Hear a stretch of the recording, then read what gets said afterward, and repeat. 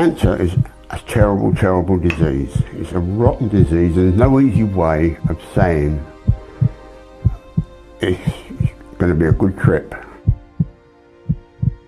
I was diagnosed in 2010 with mouth cancer, and I was devastated.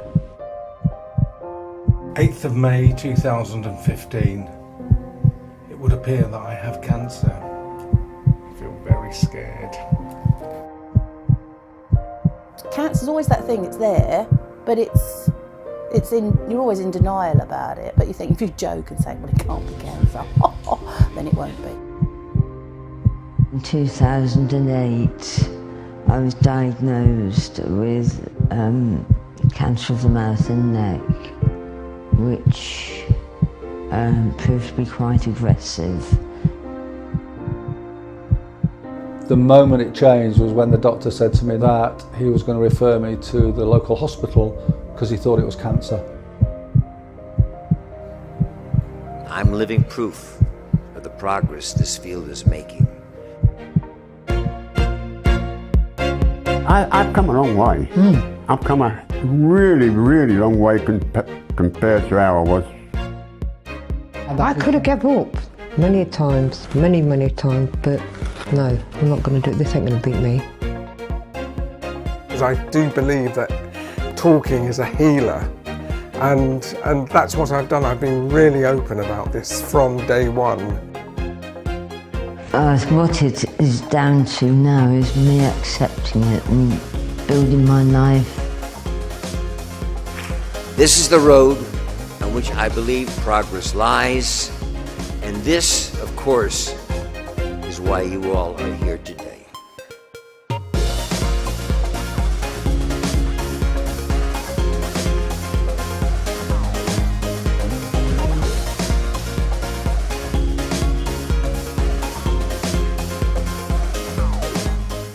Straight away, you just think, well, that's it.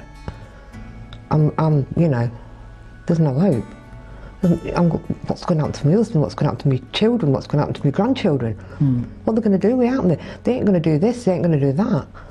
You know, I'm finished. I'm not going to be able to work. Walked in, was examined, described my symptoms, and he just said, I think we need to be talking about cancer. In 2008, I was diagnosed with cancer of the mouth and neck. I've not remembered the following week. It was information overload. Everybody was throwing questions at me, everyone was throwing information at me.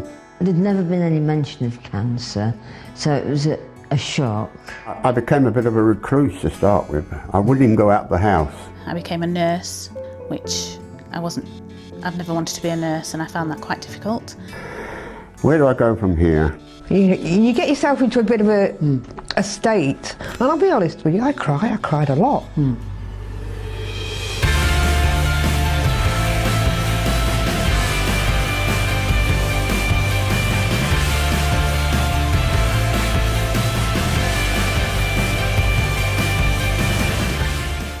I started treatments just before New Year's. My New Year's Eve was not exciting. I would advise anybody that's going to go through this, who's just been diagnosed, for instance, to seek out help as much as they can. What can I learn from this? What can I do for myself? Having a positive attitude and that, yeah, I can get through this. And the biggest thing that's helped me is also setting up my Swallows charity. Swallows is about emotional support, but it's also about awareness. I think you've got to face it head on and fight it. Definitely fight it. When I first started having treatment with the psycho-oncology team, I felt an enormous relief. What it is down to now is me accepting it and building my life. You will be in places throughout that journey that you think that there is no hope whatsoever. But trust me, there's light at the end of that tunnel. What you've got to do is find that light and hold on to it. I had this fear of meeting new people. I've got over that. I can go into a restaurant now. I've got one thing I want to do in the next few years, and that's to go back up to Norway, because I find it beautiful up there. There's positive events, marriages, births of children, new friendships. But then there's the events in your life that it teach you a lot more than the positive ones, and it's the hardships in life, the valleys. We ventured out, Julie and I, to a supermarket.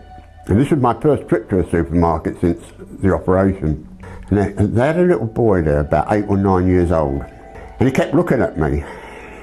And so I said to his mum, I said, look, I've got a disfigurement. I said, but your little boy keeps looking at me, can I talk to him?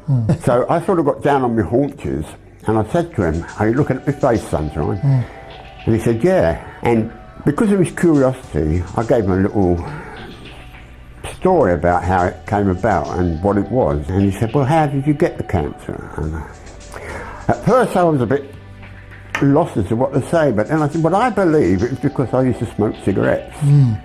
He says, I'm never going to smoke. I said, sorry,